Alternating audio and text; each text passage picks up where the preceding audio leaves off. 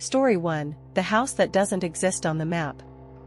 In the summer of 2019, Jonathan, a college student from a small town in Pennsylvania, took a job as a delivery driver to make some extra cash. His usual routes were pretty standard: suburbs, farms, sometimes rural homes, but one evening he received an order with a bizarre address: 66, Black Hollow Road. It didn't show up on Google Maps. His phone's GPS froze every time he tried searching it. Even stranger, he'd never heard of that road before, despite living in the area for years. Deciding to trust his car's outdated onboard GPS, he drove out past the last lit neighborhoods, deeper into thick woods. The further he went, the more unstable his signal became, until eventually, there was no service at all. The paved road turned into gravel, then dirt, then into a path barely wide enough for his car. Finally, in the middle of the forest, he saw it, a decrepit wooden house with peeling paint and a burnt, unreadable sign hanging crookedly above the front gate. Jonathan got out with the package. As he approached, the front door creaked open, not loudly, but smoothly, as if it had been waiting for him. Inside, it was dead silent. No footsteps. No movement. Just stillness. Heavy, unnatural stillness. "Delivery for," he began, but his voice was swallowed by the silence. No one answered.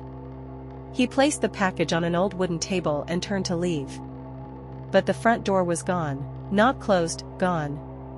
Replaced with a solid wall, seamlessly part of the room's interior. Heart racing, Jonathan searched for another exit, but every hallway led back to the same room with the table. The package he left was now open. Inside were his own belongings. His phone. His wallet. Childhood photos. A message appeared on the wall in red letters: "You have been delivered." Jonathan was never seen again. Some say that if you try hard enough, you can find that same address deep in the dark web. And if you watch long enough, you might see security footage from that night, a delivery driver knocking on the door, and then vanishing.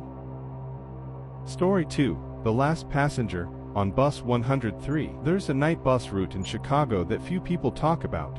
Route 103. It only runs after 2 a.m., and locals whisper stories about one particular stop, Oak Ridge Cemetery. Legend says the last person to board at that stop never gets off. Lisa was a night shift nurse heading home late after a grueling shift. She missed her usual train, so she hopped on Bus 103. It was 2:47 a.m. The driver gave her a nod but said nothing. The bus was empty. She sat by the window and tried to relax, but as the city faded behind them, something felt off. The usual stops passed without anyone getting on or off. Streetlights became more and more sparse. Then the stops themselves vanished. No signs, no names, just shadowy buildings and long stretches of road. Suddenly, the bus halted. Outside stood the gate to Oak Ridge Cemetery, glowing eerily in the moonlight. A tall figure in a black coat with a hood stepped aboard. Lisa couldn't see their face. They smelled like wet earth and decay. The figure moved to the back of the bus, never speaking. The bus drove on, but now, the windows were boarded up from the inside. There was no outside light. The only thing Lisa could see was her reflection in the dusty glass.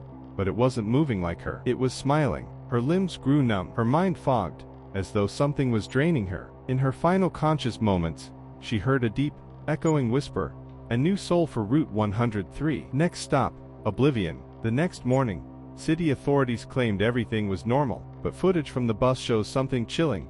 At 2:47 a.m., Bus 103 pulled up to Oak Ridge Cemetery, and then disappeared from all cameras for 3 hours.